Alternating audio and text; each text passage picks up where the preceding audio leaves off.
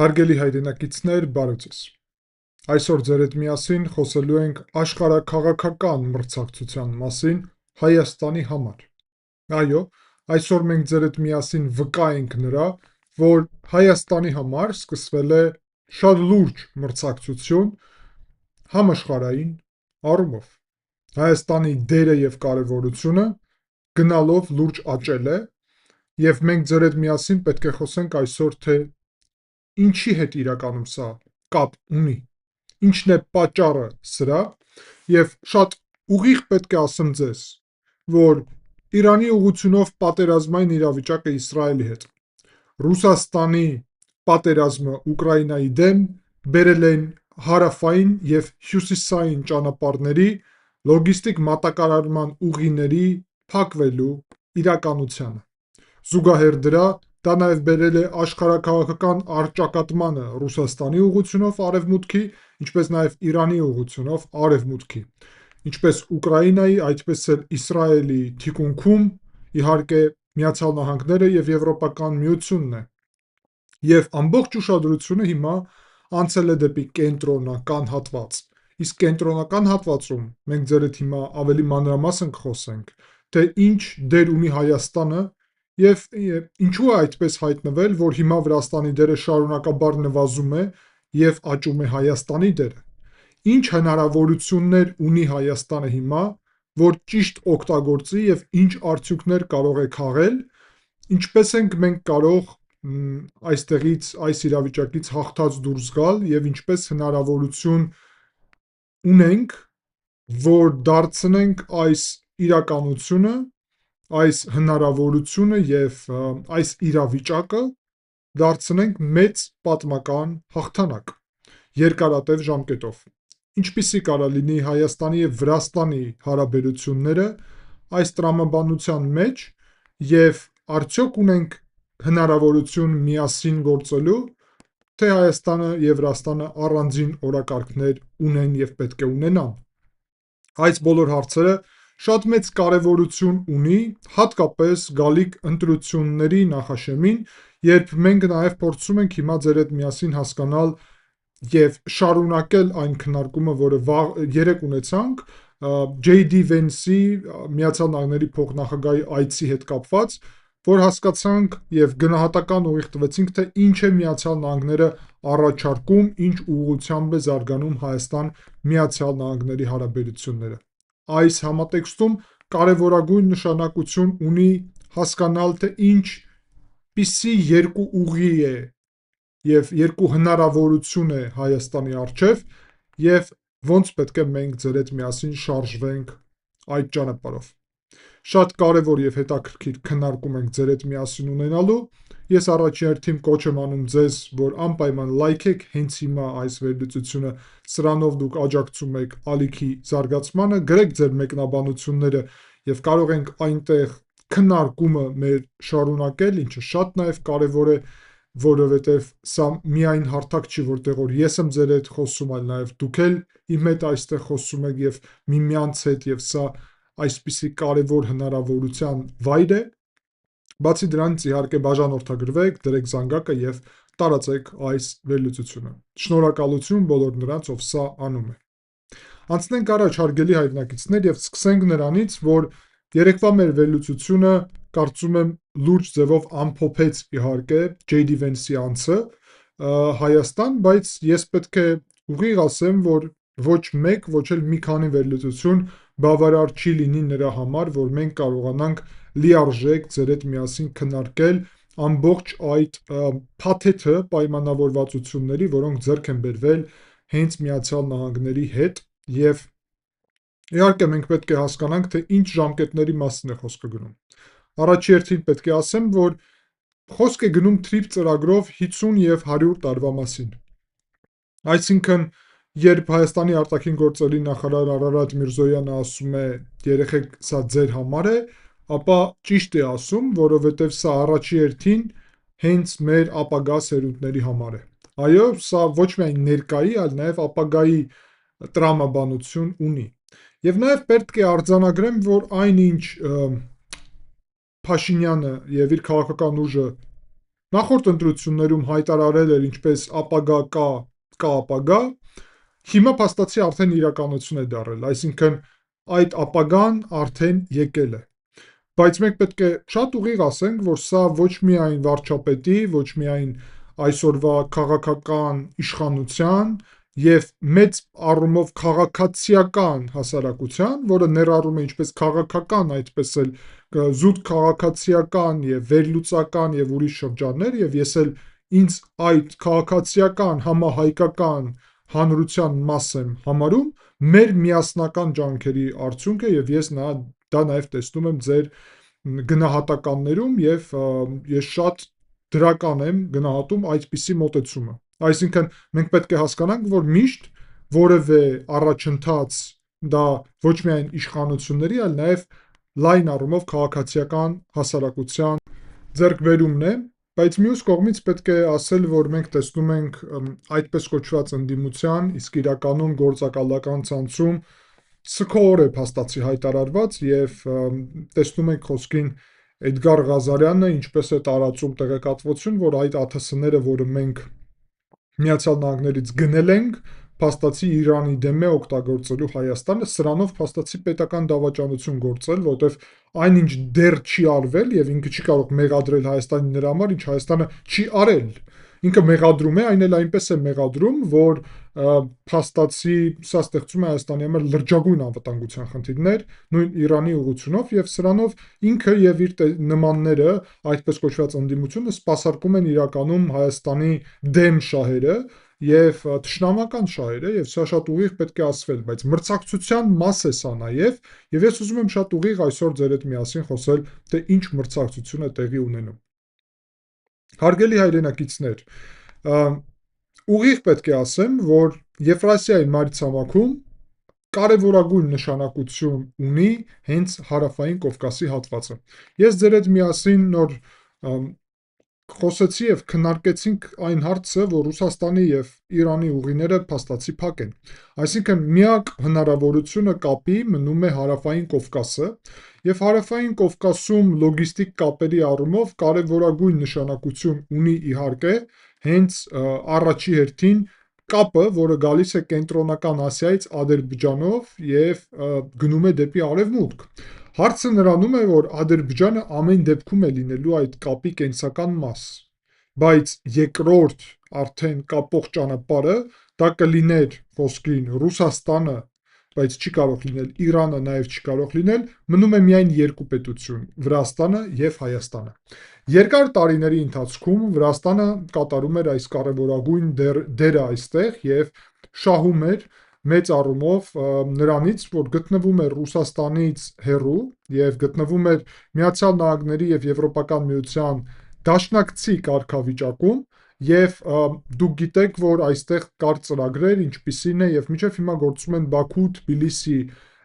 Էրզրում գազատարը, Բաքու-Թբիլիսի-Ջեյխան նավթատարը, երկաթուղին Բաքու-Թբիլիսի ախալքալաքի Կարս եւ այլն, տարբեր նաեւ այսպիսի լոգիստիկ տնտեսական ծրագրեր։ Այս ծրագրերի իրականություն դառնալը նաեւ մեծ առումով վրացական պետությանը շատ լուրջ հնարավորություններ տվեց ամրապնդվելու, զարգանալու եւ զուգահեռ դրա պետք է նաեւ ընդգծել, որ սա Ադրբեջանի համար էլ էր շատ հետաքրքիր, բայց միջազգային առումով լուրջ անվտանգության երաշխիք էր։ Այսօր, երբ Վրաստանը գտնվում է քաղաքական առումով Ռուսաստանի ազդեցության տակ, ապա իսկ Իրանը արդեն ասացի եւ նաեւ Իրանում պատերազմյան իրավիճակ է, ամբողջ աշխարհի հետաքրքրվածությունը լոգիստիկ կապերի ուղղությունով ներառյալ իհարկե Միացյալ Նահանգների համար կենտրոնական Ասիայի ուղղությամբ իր C5+1 ծրագրի ներքո կենտրոնական Ասիայի պետություններից հատուկ տնտեսական կապեր հաստատելու համար, այդ թվում այն հումքերը, մետաղները հազվադեպ, որը կա կենտրոնական Ասիայում եւ որը անհրաժեշտ է կոնկրետ Միացյալ Նահանգներին արհեստական բանականության զարգացման համար,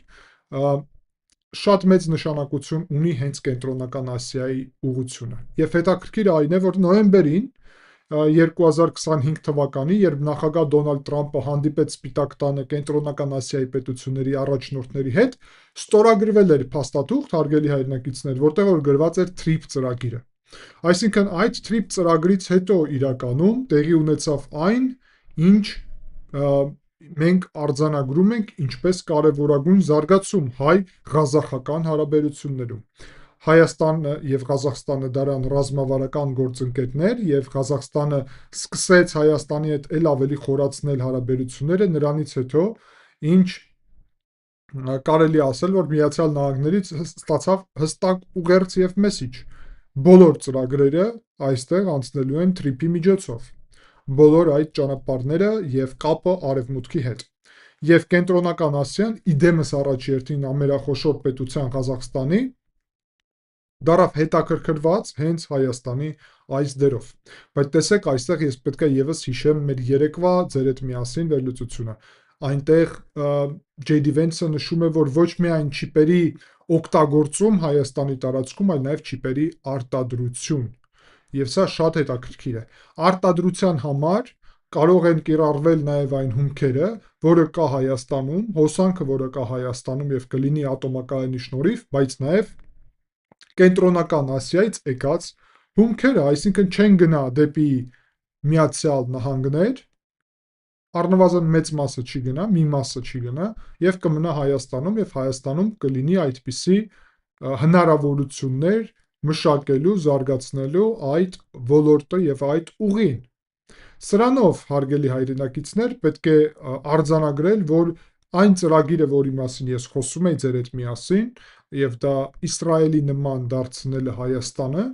այդպիսի դաշնակցի կարգավիճակ դառնում է իրականություն, որովհետև Միացյալ Նահանգները ոչ միայն ձևավորում է ամեն ինչ անհրաժեշտ է այստեղ, նկատի ունեմ տնտեսական, արտադրության, կիրառման հնարավորությունները, բարձր տեխնոլոգիաները, էներգետիկան, այլ նաև հումքերը Կենտրոնական Ասիայից գալու են հենց Հայաստան։ Բայց նաև զուգահեռ դրա պետք է մեկ շատ կարևոր փաստ արձանագրել, որ Եվրոպական միությունը առանձին հետաքրքրվածություն ունի այս ուղղությամբ։ Եվ Եվրոպական միությունը երբ ստորագրել է ուրեմն Կենտրոնական Ասիայի պետությունների հետ Global Gateway ծրագիրը, այդտեղ էլ նշված է TRIP ծրագիրը։ Այսինքն Միացյալ Նահանգները եւ Եվրոպական միությունը երկուսն էլ հիմք են դնում Հայաստանի տարածքով անցնող TRIP ծրագրի վրա, ինչպես կապող շղթա Կենտրոնական Ասիայի եւ Չինաստանի հետ։ Բայց ծրագիրը լինելու է Հայաստանով, որովհետև Հայաստանը, եւ դա ասեց J.D. Vance-ը, վստահելի գործընկեր է, Հայաստանի քաղաքական իշխանությունները եւ վարչապետը կարողացել են ճիշտ քաղաքականություն վարել եւ ճիշտ մթնոլորտ ձևավորել, նաեւ մոտեցում ձևավորել ուրեմն Միացյալ Նահանգների իշխանությունների հետ։ Մենք բոլորս,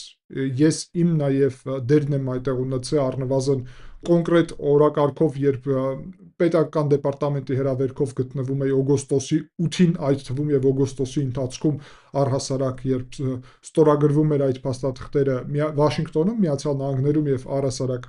նահանգներում տարբեր վայրերում, որտեղ որ ինձ հրավիրել են ինչպես խոստումնալից առաջնորդ ծրագրի ներքո, եւ պետք է ասել, որ մեր ներդրումը բերեց արդյունքի եւ Լուկաշենկոյի ասած հայտնի խոսքերը Արմենիա կամու վնուժնի հայտնվեց, որ մենք պետք ենք եւ մենք պետք ենք ամենախոշոր, ամենամեծ ազդեցություն ունեցող, ամենահարուստ եւ ամենահզորներին։ Եվ սա եւս մեկ անգամ ցույց է տալի, որ Հայաստանի համար մեծ մրցակցություն կա։ Բայց Լուկաշենկոն եւ Ռուսաստանը համարել են, որ մրցակցություն չկա, որ մենք ոչ մեկին պետք չենք։ Հարցը նրանում չի, որ մենք որևէ մեկին զուտ պետք ենք։ Հարցը նաեւ նրանում է, որ մենք ունենք հսկայական կապեր Միացյալ Նահանգների եւ Ֆրանսիայի հետ մեր սփյուռքի միջոցով։ Եվ ի համեմատություն մեր սփյուռքի Ռուսաստանում, այդտեղ մեր սփյուռքը արևմուտքում չի կիրառվում մեր դեմ Միացյալ Նահանգների կամ Ֆրանսիայի կողմից։ Ասեմ ձեզ, որ հայ հեղափոխական դաշնակցությունը իդեմս հայդատի, այո, կիրառվում է Հայաստանի դեմ, որովհետև երեք մենք տեսանք նաև հայտարարություն Արամ Համպարյանի, որը ղեկավարում է այդ կառույցը Վաշինգտոնում եւ որը խոսում էր նրա մասին, որ Փաշինյանը անհրաժեշտություն ունի, որ Վենսը իրեն նախընտրական շրջանում աջակցի, որովհետև ժողովրդի աջակցությունը իբրև չունի, Փաշինյանը կեղծել է ընտրությունները, որովհետև իբրև ժողովրդի աջակցությունը չունի, եւ զուգահեռ դրա նաև հայտարարում էր նրա մասին, որ ուրեմն ձերբակալում է հոգևորականներին, որովհետև ժողովրդի աջակցությունը չունի եւ այլն։ Այսինքն խնդիրը նրանում է, հարգելի այրենակիցներ, որ ռուսական հատուկ ծառայությունների վերահսկողության տակ գտնվող այդ կառույցը, դաշնակցությունը շարունակում է նույնիսկ Վաշինգտոնից գործել Հայաստանի եւ Միացյալ Նահանգների միասնական ընդհանուր շահերի դեմ։ Եվ դա ուղղակի փաստ է եւ մենք դա տեսնում ենք։ Հայաստանը իհարկե պետք է սա ընկալի եւ մենք ձեր հետ միասին ընկալենք, որ սա մեծ մրցակցության մաս է։ Այսինքն, եթե Միացյալ Նահանգները Հայաստանի հետ միասին այստեղ հիմնում է, այսպես ասեմ, Միացյալ Նահանգների դաշնակից Հայաստան, Եվրոպական միության դաշնակից Հայաստան, ապա ամբողջությամբ Արևմուտքը ստանում է ելք դեպի Կենտրոնական Ասիա եւ Չինաստանի հետ նաեւ առևտրի հնարավորություն իր սեփական օրակարգով։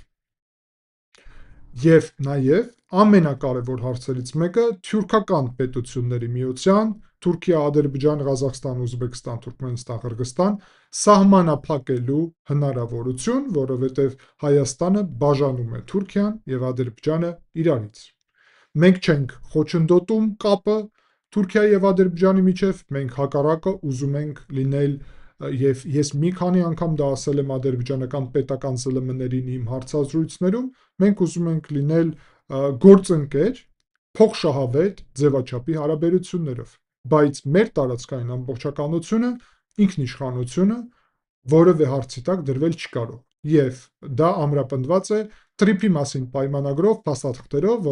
որը ստորագրվել է վերջերս նաև ոչ միայն օգոստոսի 8-ին, այլ նաև հունվարի 14-ին Վաշինգտոնում։ Եվ զուգահեռ սրա ես պետք է ասեմ, հարգելի այրենակիցներ, որ ես իմ հարցազրույցում Նաթանիել Թրուբքինին, որը հրեա լրագրող է, Երևանում բնակվող, Ռուսաստանից է տեղափոխվել եւ Ռուսաստանում տեղի ունեցող իրադարձություններից հետո եւ հրեական համայնք է փաստացի այդտեղ Երևանում ձևավորվել կամ ել ավելի ընդլայնվել եւ ներկայացնում է նաեւ հրեական համայնքը, փորձում է իր դրական ներդրումը ունենալ հայ-հրեական կապերի զարգացման մեջ։ Այսօր իմեջի վրա ես նաեւ կիսվել եմ իմ հարցազրույցով, ռուսերեն լեզվով է, կարծում եմ ձեզանից մեծ մասը առնվազն տիրապետում է ռուսերեն եւ կկարողանա այդ հարցազրույցը դիտել, անգլերեն էլ է կարելի իրականում լսել այդ հարցազրույցը, եթե ցանկություն ունեք, այդտեղ կա այդպիսի հնարավորություն, YouTube-ը տալիս է այդ հնարավորությունը, եւ ուստի դրանով կարող եք նաեւ ծանոթանալ իմ այդ քննարկումին։ Քննարկումը վերաբերվում էր նրան եւ կապ ունի ուղիղ մեր այսօրվա թեմայի հետ, որ Հայաստանը աշխարհաքաղաքական զարգացումների եւ ուշադրության կենտրոնում է։ Եվ այսօր, երբ թյուրքական պետությունների միությունը հստակ եւ հզոր ձևով զարգանում է, երբ Թուրքիան ակտիվացրել է իր Իսրայելի դեմ քաղաքականությունը ինչպես արևելյան միջերկրական ծովում, այդպես էլ Կիպրոսի ուղղությունով Հունաստանի, Լիբանանի, Սիրիայի հատկապես, եւ ուզում է Գազա գալ ինչպես խաղաղապահ ճակերտներում, ապա Իսրայելի համար նաև իրավիճակը փոխվել է տարածաշրջանում եւ եթե նախկինում Իսրայելի համար Ադրբեջանի հետ համագործակցությունը ուներ միայն շիա պետության հետ այսպիսի մտերիմ հարաբերություններ եւ իր շահերից էր բխում, այսօր Հայաստանի տարածքային ամբողջականությունը, սուվերենությունը բխում է Իսրայելի ուղիղ շահերից եւ ես նաեւ այդտեղ խոսել եմ եւ առաջարկում եմ, որ մենք եռակողմ ֆորմատով Երևան, Վաշինգտոն, Երուսաղեմ ձևավորենք համագործակցության այնպիսի հնարավորություններ, որ սկսենք խորացնել եւ բարելավել մեր հարաբերությունները Իսրայելի հետ։ Այսինքն ամբողջ արևմուտքը մեր համար դառնում է դաշնակից եւ մենք կարողանալու ենք դրա զուգահեռ Եվ ես պետք է կրկնեմ, որ վարչապետ Փաշինյանը ճիշտ է անում, երբ կարողանում է բալանսավորել մեր կապերը Իրանի հետ, Չինաստանի հետ, թուրքական պետությունների հետ եւ Ռուսաստանի հետ։ Այսինքն, երբ գնում է, հանդիպում է եւ այլն, ես դրա մեջ խնդիր չեմ տեսնում։ Դիվանագիտությունը ճիշտ է, այլ ոչ թե սխալ։ Հարցը նրանում է, որ վարչապետ Փաշինյանը ինչը առաջարկում է, այս մոդելը ընդունելի է, որովհետև մենք գնում ենք ճիշտ ուղղությունով, Եվրոպական միություն, Միացյալ Նահանգներ, Արևմուտք, զուգահեռ դրա մենք մյուս բևեռում բալանսավորում ենք խնդիրները եւ շահերը։ Իսկ մենք ունենք երկրորդ սցենարը։ Երկրորդ սցենարով Ռուսաստանը ուզում է վերականգնել իր ազդեցությունը Հայաստանում։ Ես օրերս խոսել եմ ձեր հետ նրա մասին, որ վտանգները իրական են եւ հսկայական են, ներքաղաքական տրամաբանությունով ես չեմ կրկնվի, դուք կարող եք դիտել այդ վերլուծությունը, բայց ես կփորձեմ հիմա խոսել ել ավելի լայնածավալ մեծ մասշտաբի գործընթացների մասին, եւ դա վերաբերվում է իհարկե առաջի հերթին հենց ցանկությանը Ռուսաստանի, որ վերականգնի իր վերահսկողությունը Հայաստանում եւ կարողանա փակել կենտրոնական Ասիան, թուրքական պետությունները եւ վերահսկել այդ ուղին։ Եվ այնինչ առաջարկվում է ներքաղաքական դաշտում խոսքին Նարեկ Կարապետյանի կողմից բացահայտ, որ Ռուսաստանին եւ Չինաստանին հրավիրելու են TRIP ծրագիր, սա փաստացի TRIP ծրագրի ավարտի մասին է։ Եվ այդ տրամաբանությամբ փաստացի Ռուսաստանը եւ Չինաստանը գալիս են տարածաշրջան, սրանով փոխարինելով Միացյալ Նահանգներին։ Անհնար է միևնույն ժամանակ ունենալ Ռուսաստանին եւ Չինաստանին, իսկ մյուս կողմից Միացյալ Նահանգներին եւ Եվրոպական միությանը։ Հայաստանը պետք է անի այդ ռազմավարական քայլը եւ ընտրել է արդեն մեր պետությունը եւ մեր հանրությունն էլ այդ ուղին, բայց այս ուղու ընտրությունը կապված է ընտրությունների հետ ուղիղ առումով, այսինքն ընտրություններով այս ուղին պետք է ամրապնդվի, հարգելի հայրենակիցներ, որովհետեւ Ռուսաստանը դրել է կոնկրետ օրակարգ եւ ասեմ ձեզ, որ Գալուզինը այսօր խոսել է նրա մասին, որ Ռուսաստանը պատրաստ է Հայաստանի համար միջուկային ծրագրի ուղղությունով մատչելի հնարավորություններ ստեղծի։ Այսինքն ուղիղ ասեմ ձեզ, Ռուսաստանը պատրաստ է իր սեփական գումարներով մեր համար կառուցի ատոմակայան նույնիսկ, որ մենք հետո հայտնվենք կախվածության իրավիճակում Ռուսաստանից տասնամյակների ընթացքում։ Եվ Ռուսաստանը ուզում է մեր հետ նաև քննարկել, Գալուզինը դրա մասին այլ խոսել է, սա իրանց արտաքին գործերի փոխնախարարն է, որ ուզում է TRIP-ում Ռուսաստանի մասնակցությունը քննարկել։ Շատ ուղիղ պետք է ասենք, հարգելի հայրենակիցներ, եւ կարծում եմ հայկական կողմը բազում անգամ արդեն ասեց. մենք Ռուսաստանի մասնակցության հարցը TRIP-ում չենք քննարկում։ Ոչ մի Նարեկ Կարապետյան եւ ոչ մի ուրիշ այդպես կոչված ընդդիմադիր գործիչներ չեն կարողանալու սա փոխել, որովհետև իրանք չեն հաղթելու գալիք ընտրություններում։ Եվ ուստի սրանից է գալի նաև անհրաժեշտությունը, որ բոլորդ գնաք եւ մասնակցեք ընտրություններում, որովհետև մեծ աշխարհաքաղաքական հարցը, որ մենք կարողանանք Հայաստանը պահել ոչ թե բախման կենտրոն Արևմուտքի եւ Ռուսաստան-Չինաստանի շահերի, Միացյալ Նահանգների Եվրոպական միության, մյուս կողմից Ռուսաստան-Չինաստանի շահերի բախման կետ դարձնենք Հայաստանը, այլ Հայաստանը դարձնենք հստակորեն արևմտյան աշխարհակրթական այս համակարգի մաս։ Եվ դա մեր պետք է լինի ընտրելու միջոցով, այսինքն դա մեր փաստացի պետք է լինի ընտրությունը, այո, որ մենք ուզում ենք լինել Միացյալ Նահանգների դաշնակից, մենք ուզում ենք լինել Եվրոպական միության դաշնակից եւ անդամ, եւ զուգահեռ դրա մենք ուզում ենք ստանալ եւ ունենալ փաստացի Իսրայելի, Շվեյցարիայի եւ Սինգապուրի նման կարգավիճակ, որովհետեւ Ռուսաստանը եւ Չինաստանը դաշնակիցներ չունեն, իրանք ունեն գուբերնիաներ, ծայրագավառներ եւ այնտեղ բռնապետական համակարգ է, որը անընդունելի է հայ ազգի համար, որովհետեւ հայ ազգը ժողովրդավար է իր բնությունով եւ իր ուրեմն պատմությունով էլ նաեւ։ Հիմա տարածաշրջանում ձևավորվում է նաեւ թյուրքական այս միությունը։ Թյուրքական միությունից անվտանգությունը ապահովելու առումով ամենալավ հնարավորությունն է այն, ինչ ասաց J.D. Vance-ը։ Եվ տեսեք, ի տարբերություն նրա, թե ինչ էր ասում իր ժամանակ Ռուսաստանը։ Ռուսաստանը ասում էր, որ ես վաճառում եմ զենք Ադրբեջանին եւ դրա մեջ խնդիր չկա, իսկ Հայաստանին մի քանի սերնդով ավելի հին զենք էր տալիս։ Գումարի տրամաբանությունով էր զուտ սրան նայում, իսկ Միացյալ Նահանգները հստակ մեսիջ ուղեցին մեզ, ասացին նրա համար որ լինի խաղաղություն, այսինքն երաշխիքի թեման են մտցնում, հասկանում եք։ Վենսը ասեց դա, մեզ պետք է լինել հզոր, եւ Միացյալ Նահանգները ունի այդ զենքերը եւ կսկսի տրամադրել Հայաստանին։ Ուշադրություն, կսկսի, առաջի քայլն է այս ԱԹՍ-ների վաճառելու գործընթացը։ Այսինքն Միացյալ Նահանգները շատ լավ ընկալում են, որ մենք պետք է լինենք հզոր։ Եթե մենք չլինենք հզոր, մենք չենք կարողանալու ապահովել խաղաղությունը։ Եվ Միացյալ Նահանգներին պետք է խաղաղ, անվտանգ, հզոր Հայաստան։ Դա արդեն նշանակում է, իրանց պետք է Իսրայելի նման Հայաստան։ Իսկ ինչով մենք կարող ենք դառնալ Իսրայելի նման, եթե մենք ունենանք զարգացած էներգետիկա, եթե մենք ունենանք հնարավորություններ, որը անմիջապես զարգացնում է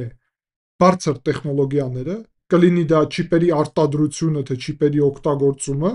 կիսահաղորդիչների նաև արտադրություն, օգտագործում եւ այլն, մի խոսքով արհեստական բանականության տարբեր տեխնոլոգիաները, ապա դա մեզ մոտեցնելու է Իսրայելի կարգավիճակին, փոքր, հարուստ, հզոր պետության։ Ռուսաստանի հետ իրավիճակը չի փոխվել։ Ինչպես նախկինում, եթե Ռուսաստանը իր գործակալներին բերի իշխանություն, իր գլխավոր նպատակը եղնելու է չեղարկել հայկական պետությունը։ Ռոբերտ Քոչարյանը դրա մասին բացահայտ է խոսել, հարգելի այրենակիցներ։ Ինքը ասել է, Հայաստանը պետք է դառնա միութենական պետության մաս։ Այսինքն չեղարկի իր պետականությունը եւ դառնա Ռուսաստանի ծայրագավառ։ Նույն տրամաբանությունն է Չինաստանից այդպես կոչված վարկերի տրամաբանությունը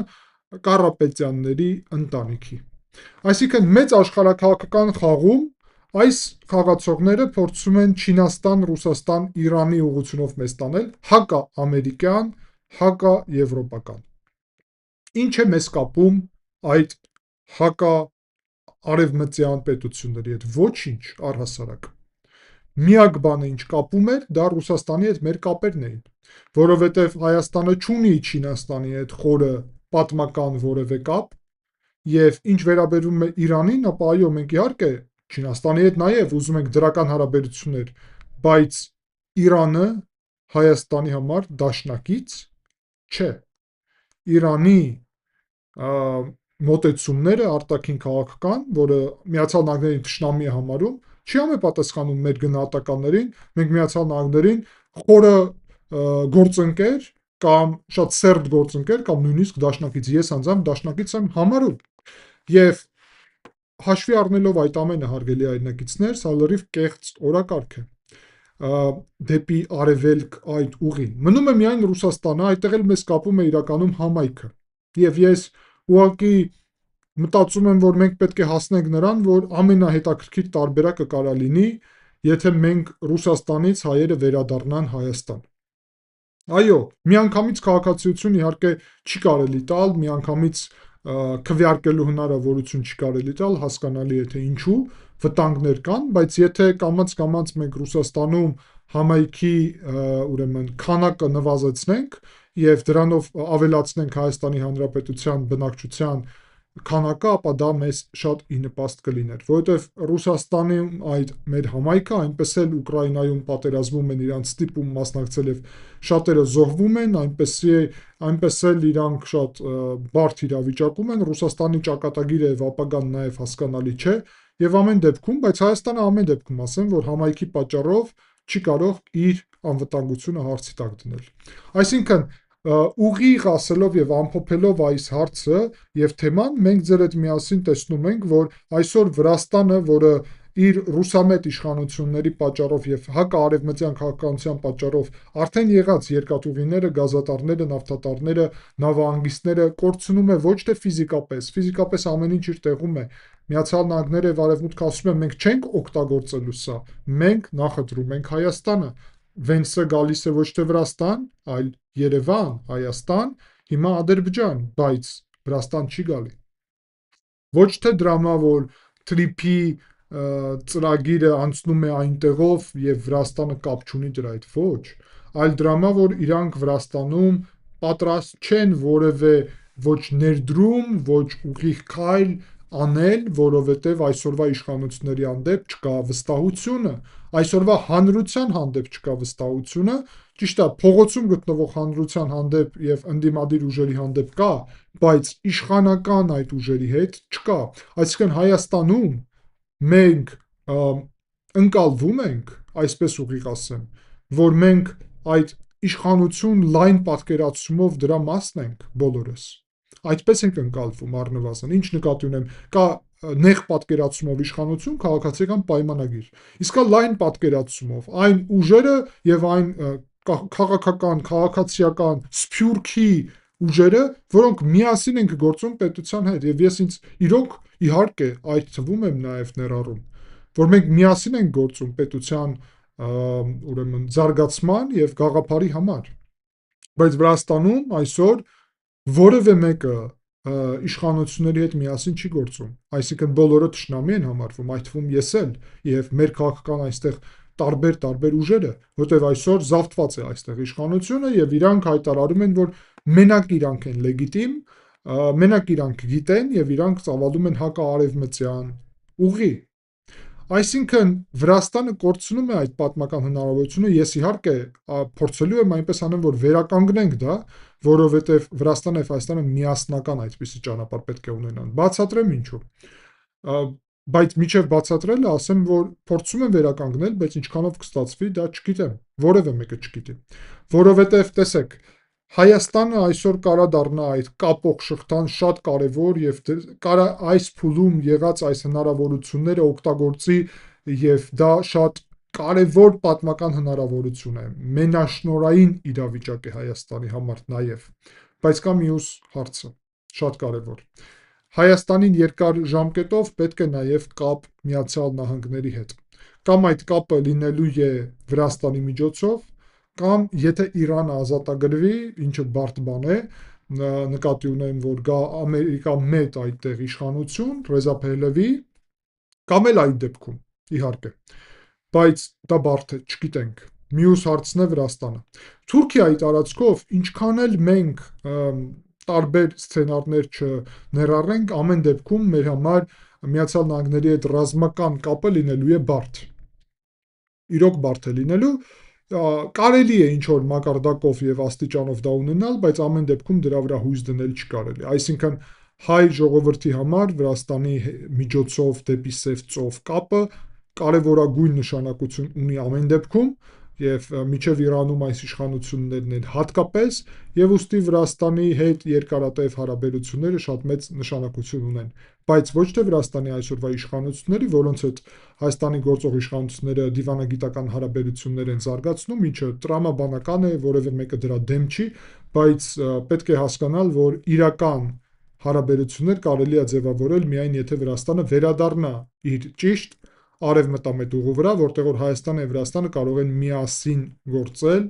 եւ միասնական օրակարգով շարժվել։ Այսինքն այսօրվա աշխարհակաղակական իրավիճակում Ռուսաստանի եւ Չինաստանի ցանկությունն է Հայաստանի հարցը լուծել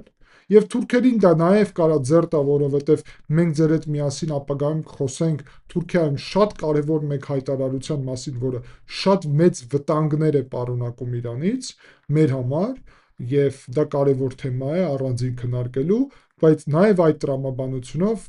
մեծագույն նշանակություն ունի այն, որ Հայաստանը պահպանի այս ուղին։ Մյուս հարցն է Վրաստանի վերադարձը։ Եթե ռուսները կարողանան Հայաստանում իշխանությունը վերադարձնել, ապա Վրաստանի եւ Հայաստանի հարցը ավարտված է։